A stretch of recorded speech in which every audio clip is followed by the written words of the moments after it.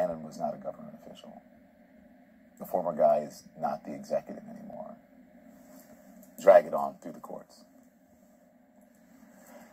But the latest threat of criminal contempt hangs over anyone who defies the committee's subpoena. And let's not forget what this is all about. These are members of the former president's inner circle.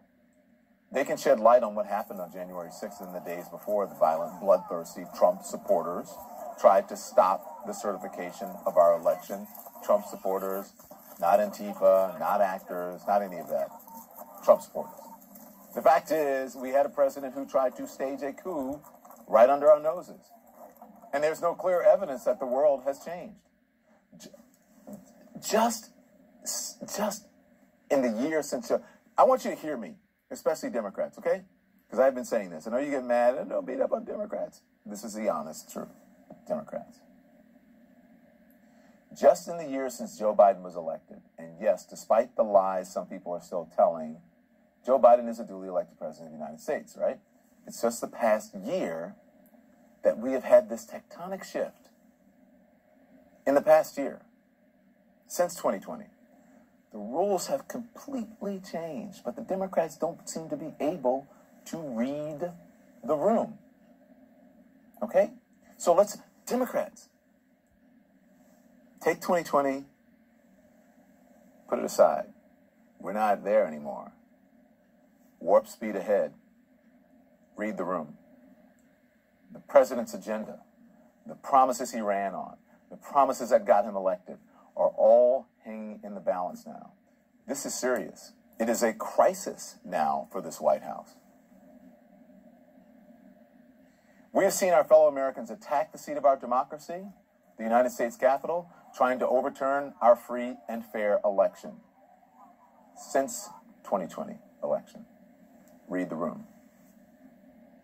But just 9 months later, too many Democrats are fighting each other instead of, oh, I don't know, maybe getting something done. While the GOP is all about scorched earth and strong arming, and that could very well hand them the controls of Congress next year, it all comes down to this. Democrats have to prove that they can get something done, and they have to do it before the midterms. We need to think big and bold. That's why I'm pushing for a once-in-a-generation investment in our infrastructure and our people with my infrastructure bill and my Build Back Better Act. The bottom line, we've seen the cost of inaction in the pandemic, in the delays, and the congestion that affect every American. But it's fully within our capacity to act to make sure it never happens again. Okay, yes. The one thing I think that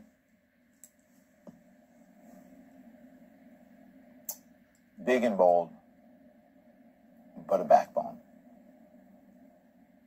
Big and bold, but urgency. Big and bold, read the room. This isn't 2020. He said it's within our capacity. It is. But Democrats have to get real and figure out what their bottom line is. They need to get out of their own way. They need to push the president's agenda across the finish line without getting so bogged down in the details, in winning small little battles when the democracy is at stake. When people went to the polls in 2020, democracy, okay, maybe it was at stake, right? Okay, you thought it was at stake and fine, all right. Democracy is at stake, but now we have someone else in the White House, so woof, that's solved. Then the big lie, then January 6th. Democracy in greater danger. We're trying to save our democracy, and they are operating under old rules in a world that is radically different from the way it was even in 2020. The reality is they're not all going to get everything that they want. Progressives, you're not going to get everything that you want. But if you allow this moment to pass and not get anything accomplished, then you're gone, then Joe Biden's gone, then the Democrats are gone, and then you won't have a chance. Same thing for conservative Democrats and the moderates. No one gets everything that they want. And they cannot let Joe Manchin and Kyrsten Sinema, two members of the president's own party, torpedo his agenda. We're waiting for the two of them to agree with each other and then to submit a counter proposal. And I'm not sure why it's taking so long, but obviously this is a moment where we're all in agreement. So if somebody else has a different proposal, they should put it on the table. But it doesn't make sense for us to continue to negotiate against ourselves. Okay, so listen, let's show the numbers, right?